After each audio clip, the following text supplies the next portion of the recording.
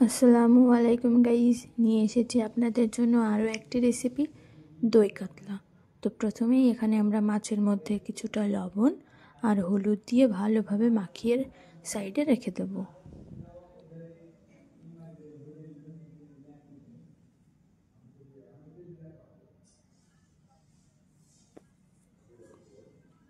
তারপর এখানে কড়াইতে তেল গরম করে মাছগুলো ভালোভাবে ভেজে তুলে নেব।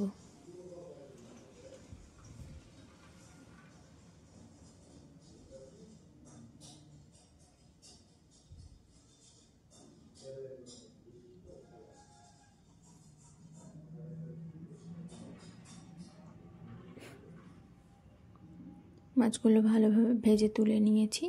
এবার কড়াইতে আবারও তেল গরম করে তার মধ্যে গোটা জিরে আর গরম মশলার ফোড়ন দেব। তারপর এখানে দিয়ে দেব আদা, রসুন আর পেঁয়াজ বাটা। তারপর এখানে দিয়ে দেব লবণ, হলুদ, লঙ্কা গুঁড়ো আর জিরের গুঁড়ো। এসব কিছু দিয়ে ভালোভাবে মশলাটা কষিয়ে নেব। তারপর এখানে দিয়ে দেব আগে থেকে ফেটিয়ে রাখা টক দই আর কাজু বাটা। তারপর সেটাকে ভালোভাবে নেড়ে চেড়ে তার মধ্যে গরম জল দিয়ে মাছগুলো ছেড়ে দেব। এবার এটাকে কিছুক্ষণ ফুটিয়ে নামিয়ে নেব। তো আপনারা ট্রাই করবেন বাড়িতে এবং জানাবেন কেমন হয়েছে।